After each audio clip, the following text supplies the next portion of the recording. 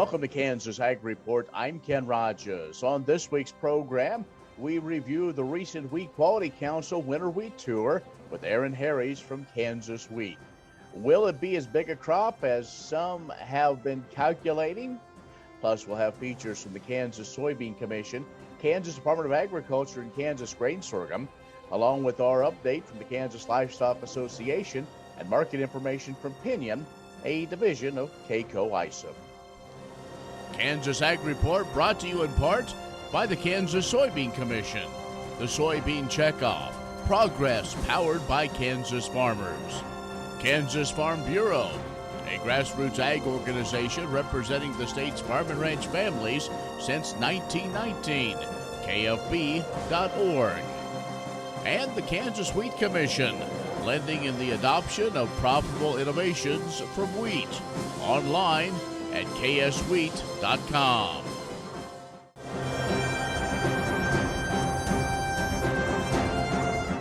In ag news from agview.net, early concerns for a tough year on Kansas farms linked to the coronavirus pandemic of 2020 ultimately alleviated by strong crop yields, dramatically improved grain prices, and COVID-19 related government payments. That according to the Kansas Farm Management Association. Net farm income for those members climbed to $167,894 last year, up from $108,960 the previous year. The 5-year average, $98,282. This data reflects a string of consecutive years of increasing gains since 2015. Well, if you remember that year, income plummeted to just $6,744. That was the lowest average in 30 years.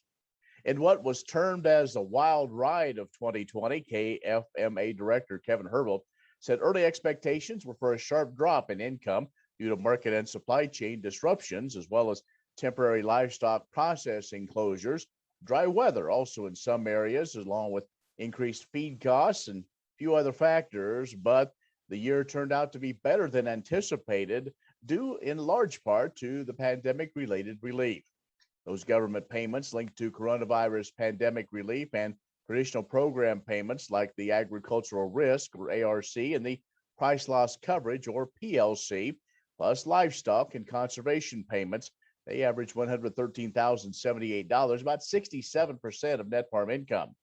Herbel said without those payments, 2020 net farm income would have averaged $54,816 per member farm. And the House Appropriations Committee back in D.C. will have action on a dozen fiscal year 2022 spending bills planned for a 3-week period around the 4th of July recess. That according to Roll Call magazine. Subcommittee markups would start on June the 24th, run through about June 28th. The chamber should exit July 1st for the Independence break. A final subcommittee markup would be held then July 12th. The full committee markups would then be held June 29th through June the 1st, and work would resume then on the July 13th through 16th. Now, given that timeline, House Majority Leader Steny Hoyer from Maryland laid out a wanting to get all the spending measures through the House by the August recess. Now, that may mean several bills could be packaged together. The House has tentatively planned for July 30th as they get out of town to begin the August summer break. You can find more ag news at agview.net. Stay with us. We'll have more in a moment. Kansas Ag Report brought to you in part by Kansas Grain Sorghum, growers working together. Learn more at ksgrainsorghum.org. Grass and Grain, online or in the mail, keeping Kansas farmers informed for over 60 years. grassandgrain.com. And agview.net, serving the Beef Belt and Western Corn Belt with reliable and relevant agriculture information. agview.net. Next time you see a beautiful field of corn, reach out and thank the farmers who work tirelessly to raise corn for livestock feed, renewable fuels, and exports to feed a growing world population. The farmers on the Kansas Corn Commission work for Kansas corn with grower-funded checkoff dollars that support foreign and domestic market development, research, promotion, and education to expand opportunities for Kansas farmers. To learn more, visit kscorn.com. Many seed companies claim to offer the latest genetics, but how many have tested those genetics in soils just like yours? The Oldie Seed Know to Grow research program has fully tested the latest seed genetics in soils that are right in your neighborhood. The Oldie Seed Know to Grow program can recommend the best performing hybrids from technologies like Enlist, Extend, and LibertyLink that will optimize the yield and profit of every acre on your farm. Contact Oldie Seed today. What if U.S. soybean meal were more than a commodity? If seed companies and the soybean checkoff built a better variety? That future is here. The time is now. To meet end-user demands, the soybean checkoff is investing in the compositional quality of soybeans, including meal. A message from the Kansas Soybean Commission, the Soybean Checkoff, progress powered by Kansas farmers. The Kansas Wheat Innovation Center in Manhattan is rediscovering ways to get improved varieties and new genetics in the hands of farmers faster. Grower-led and checkoff-funded research initiatives are bringing about positive change. This grassroots leadership provides a strong voice in Topeka and Washington, D.C. Now is the time to partner with Kansas Wheat in moving wheat forward. Kansas Wheat Commission and Kansas Association of Wheat Growers. Farmers investing in their future and yours. Log on to rediscoverwheat.org.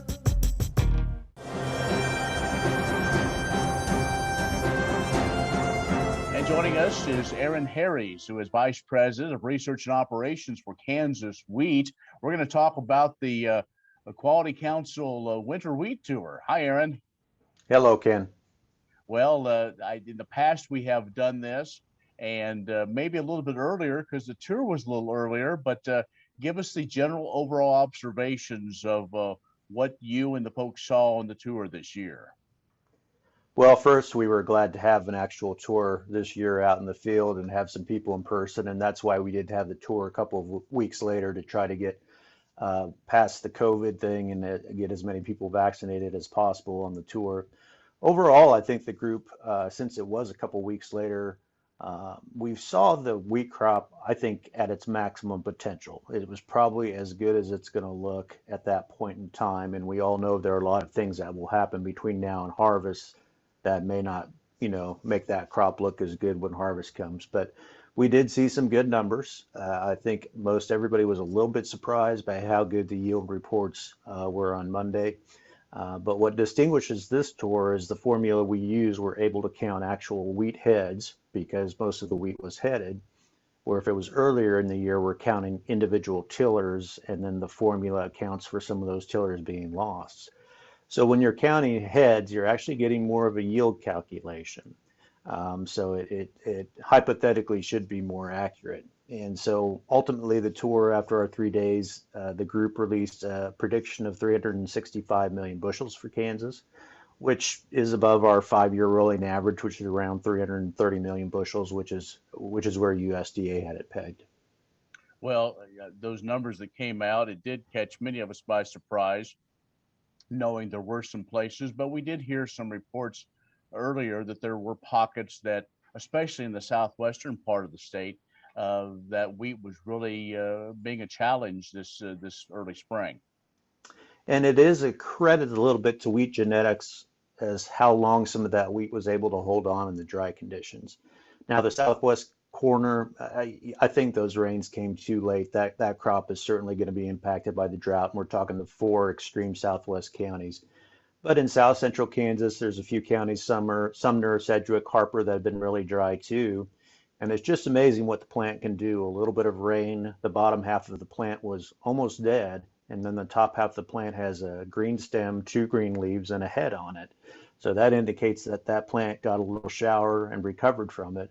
But only time will tell how much that yield is going to impact that. So, I should be clear that the average, if you average it 3 days, you get an average yield for Kansas for around 58 bushels per acre. But that's not what the group is predicting. That 365 million bushels is the number the group assesses after they take into account disease pressure and anticipation of weather and things like that. So 365 million bushels, if you do that on 6.9 or 7 million acres, that comes out around to 52 to 53 bushels per acre for the state average. And that's far below the average record of 57, which was set back in 2016. We're talking with Aaron Harries, Kansas Wheat, about the wheat tour that just finished up a few days ago. We'll be back and continue this conversation in just a moment.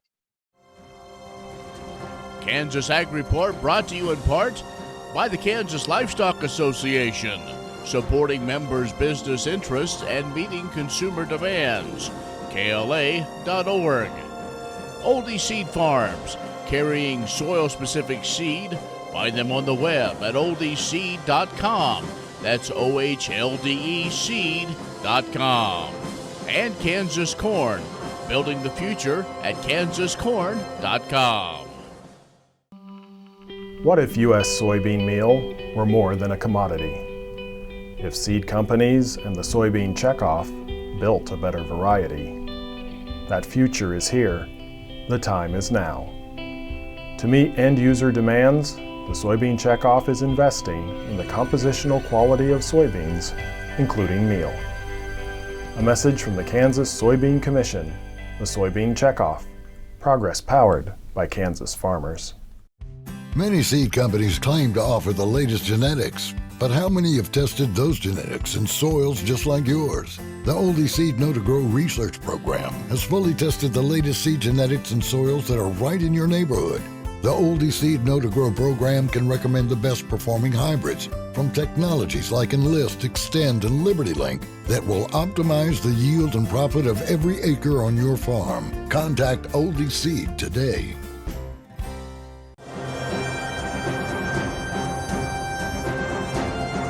And our guest this week is Aaron Harries, who is the Vice President of Research and Operations for Kansas Wheat, as we talk about this year's winter wheat tour. And Aaron, we talked about the numbers. Let's also talk about the other things that go into consideration. And that is, as you mentioned, some disease pressures that could maybe knock some of the yield potential out. That certainly is the case. There are two types of fungus diseases we talk about, stripe rust and leaf rust. And we did see stripe rust pressure in a lot of the fields around the state, but farmers had really gotten ahead of that. You could tell there were tracks in the field or airplanes out spraying fungicide, and so the stripe rust was kept in check in most places. But stripe rust likes the cooler weather we've been having in the 60s and 70s. But now the warmer temperatures open the door for leaf rust, which really likes temperatures that are warmer in the 80s. So if we continue to have a rainy, wet pattern, which we've had for days now, it seems like in Kansas, and these warmer temperatures, it's really going to be a race to the finish line, because there comes a cutoff point where farmers can't go out and spray fungicides anymore. There's an interval between spraying and harvest that they have to abide by. And if you can't get in the fields before they're muddy. So we hope to get this grain developed before the rust really takes over and resurges in those fields. We're about to wrap up May, so it is just a few more weeks now. It will be starting in the south with wheat. Rain is, we never want to curse any moisture, but maybe good for the corn and soybeans, but wheat, it's a little bit different animal. We don't want to have a deluge, if you will, as it's turning and making those final preps to be harvested. Right, and we did see a lot of fields that were standing in water. I mean, we were splashing around in some water. In some parts of the state, that water just doesn't drain very well, and wheat doesn't like wet feed either. And then you hinted at another thing. If it's raining when the wheat head is flowering and filling the grain, we have to worry about fusarium head blight or scab. And then we didn't mention wheat streak mosaic virus, which has been a real problem in west central into central Kansas, which is another viral disease that really does impact yields, and that's through a curl mite that lives in volunteer wheat. So it's we often emphasize of control your volunteer wheat so we can keep wheat streak mosaic virus down. So all in all, we had that big yield estimate, but what you and I have been just talking about for the past few minutes is things that typically tend to bring yield down. We'll see how the next few weeks play out. Like you said, we're still probably a good month away from harvest, and a lot of different things are going to happen. Well, Aaron, we could talk more, but if folks want to learn more, I know they can go to the Kansas Wheat website, and there's a nice, concise wrap up of everything that took place and some observations on the wheat tours. We'll encourage folks to go there. Yep, kansaswheat.org. We've got all those reports archived on there, and so you can see all the details from all 3 days of the tour. And you can also sign up for harvest reports. We do those on a daily basis when harvest gets underway, and you can sign up to receive those reports. All right, Aaron, as always, thanks for the update, and we wish everybody great luck during harvest. Yeah, I hope everyone has a safe and successful harvest. Thanks, Ken. Aaron Harries, Vice President of Research and Operations for Kansas Wheat, has joined us. Stay with us. We'll have more coming up. The Kansas Wheat Innovation Center in Manhattan is rediscovering ways to get improved varieties and new genetics in the hands of farmers faster. Grower-led and checkoff-funded research initiatives are bringing about positive change. This grassroots leadership provides a strong voice in Topeka and Washington, D.C. Now is the time to partner with Kansas Wheat in moving wheat forward. Kansas Wheat Commission and Kansas Association of Wheat Growers. Farmers investing in their future and yours. Log on to rediscoverwheat.org. Next time you see a beautiful field of corn, reach out and thank the farmers who work tirelessly to raise corn for livestock feed, renewable fuels, and exports to feed a growing world population. The farmers on the Kansas Corn Commission work for Kansas Corn with grower-funded checkoff dollars that support foreign and domestic market development, research, promotion, and education to expand opportunities for Kansas farmers. To learn more, visit kscorn.com. Premier Farm and Home has what you need to make your lawn the best in the neighborhood. Hi, I'm Ken. We choose Premier Farm and Home for the professional look that we do ourselves. Feel free to stop in. You can also visit our website at heycow.com.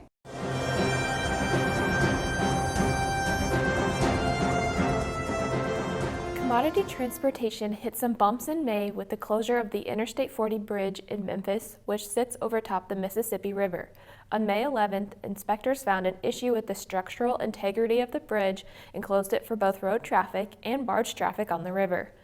In a peak time for commodity shipments, 62 vessels with a total of 1,058 barges were backed up, causing delays for many agricultural products. Issues were resolved and traffic resumed May 14th. Any holdup in barge traffic flow compromises U.S. agriculture's ability to deliver on worldwide demand for our product and can impact profitability for farmers when rates of other forms of transportation increase to handle the load. This situation reiterates the importance of solid infrastructure across the country. In other transportation news, the pending acquisition of the Kansas City Southern Railway Company is heating up as Canadian National and Canadian Pacific compete to acquire the company. Initially in March, Canadian Pacific won the bid before KC Southern ultimately chose a higher bid from Canadian National. The merger creates the first rail network connecting the U.S., Mexico, and Canada.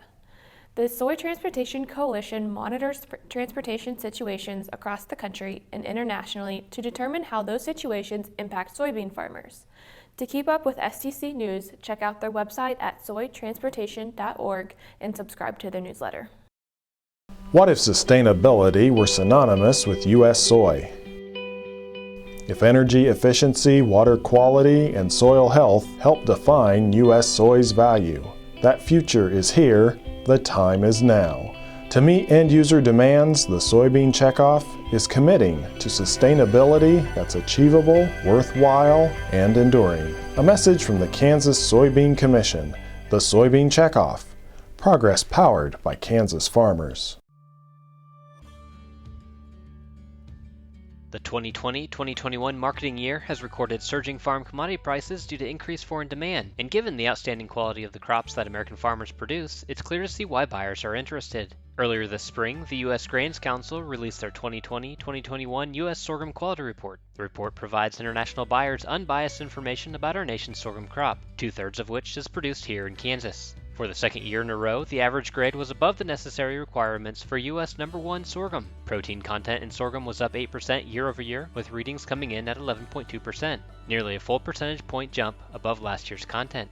100% of samples tested undetectable for tannins, which gives U.S. sorghum a premium for high nutrient absorption in animal diets. The Grains Council intends to share the report globally, providing the latest information for end users interested in understanding how U.S. sorghum is uniquely positioned among other varieties. And that's perfect timing, as farmers like you are heading out to the field to begin planting this year's sorghum. To read through the brief report for yourself, just visit grains.org. And to hear more about the work of the Grains Council, listen to CEO Ryan LeGrand on the latest episode of the Sorghum State Podcast, wherever you choose to listen. For Kansas Grain Sorghum, this is Adam York. Grain sorghum is one of the most important cereal crops worldwide, and Kansas leads the nation in its production. Over the years, sorghum has been either exported, used in animal feed domestically, or for other industrial uses.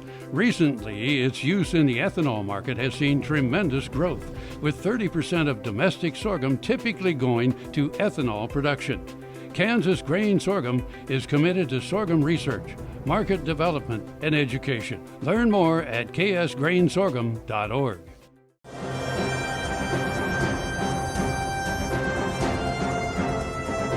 Kansas is one of the fastest growing dairy regions in the United States, and the Kansas Department of Agriculture will be celebrating our hardworking dairies throughout the month of June, which is Kansas Dairy Month. The Kansas dairy industry is a valued part of Kansas agriculture. The industry grew in 2020, increasing milk production by more than 5% to a total of 3.8 billion pounds of milk produced annually by 173,000 dairy cows at a value of over $668 million. But behind these numbers are more than 220 family-run dairy farms owned by Kansas dairy farmers who are valued and influential members of their communities. The growth of the dairy industry means economic gains for local communities and the state of Kansas, and more wholesome, safe, nutritious dairy products for families in Kansas and across the region. Kansas dairies are continuing to look for ways to be more efficient and progressive as dairy farmers are making investments, including innovative technologies like robotic rotary milking systems, to enhance the industry in the state. Adding value to the milk produced in Kansas has been a key component to advancing the state's dairy industry, from the state-of-the-art milk powder plant that opened in 2017 to this spring's announcement of the new Hilmar cheese plant. Kansas dairies and processors have worked hard to become efficient, and they take pride in the work they do. Dairy farmers are committed to the health, comfort, and well-being of their cows, and to providing high-quality dairy products, which are an important part of a nutritious diet. So join us and enjoy Kansas milk, cheese, yogurt, and ice cream as we celebrate the important contributions of the Kansas dairy industry during Kansas Dairy Month this June. We're really trying to engage young people across the state and unify them and give them a unified voice, because as you know, it's hard to get off that farm sometimes. So this gives them an opportunity to get off the farm, have that education piece, have that networking piece. They can learn about what's going on in the political system right now. And it's just, quite frankly, it's fun. It's a great way for us to get involved and an opportunity for them to get involved in Kansas Farm Bureau.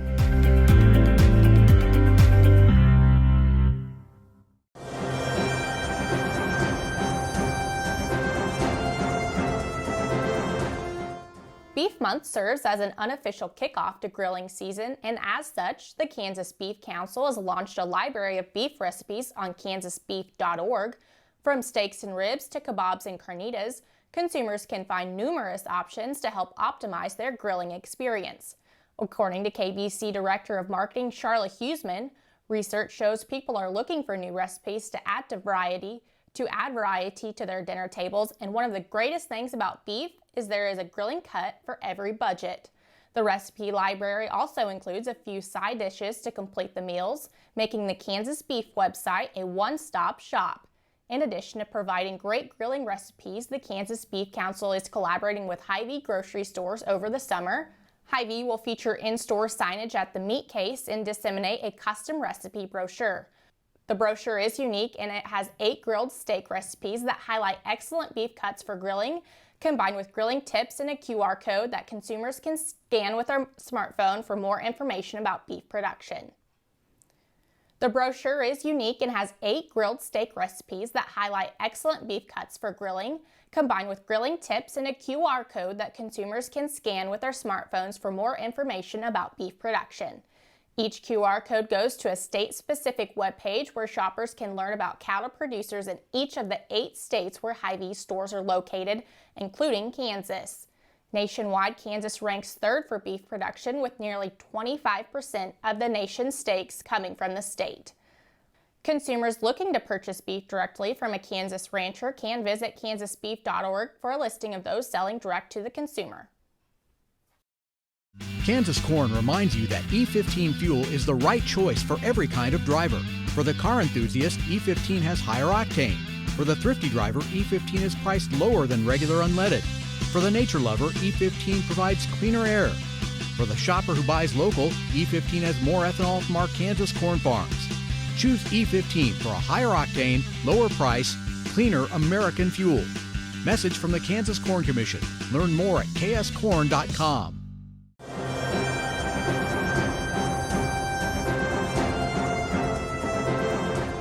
This is Derek Hermish with Pinion, a division of K-Cow Isom, taking a look at this week's markets. The Kansas City Royals are approximately 500 right now, with an even amount of wins and losses. They started out like a house of fire and then melted down. But now have brought it back just enough to make you wonder if they might still have something left in them this year. With any kind of luck, they won't be mathematically eliminated from the playoffs before the middle of July. That might be an exaggeration, but as a fan, I've seen it all too many times where they essentially were. That description of the Royals' season can pretty well sum up the corn market so far this year.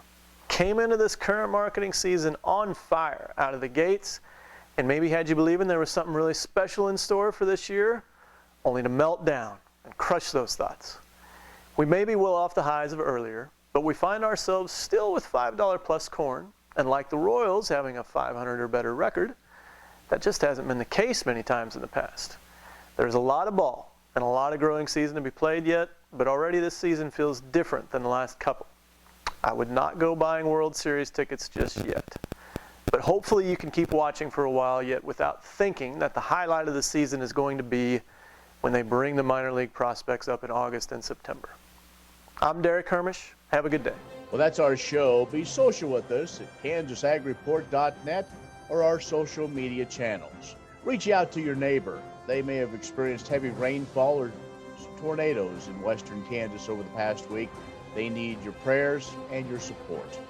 I'm Ken Rogers. Thanks for watching. We'll see you next week.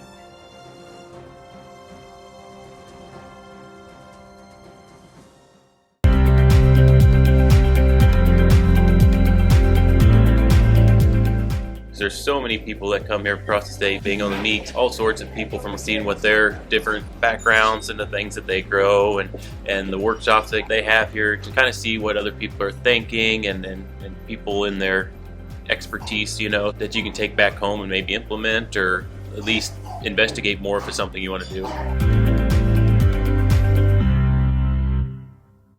Grain sorghum is one of the most important cereal crops worldwide, and Kansas leads the nation in its production. Over the years, sorghum has been either exported, used in animal feed domestically, or for other industrial uses. Recently, its use in the ethanol market has seen tremendous growth, with 30% of domestic sorghum typically going to ethanol production. Kansas Grain Sorghum is committed to sorghum research, market development, and education. Learn more at ksgrainsorghum.org.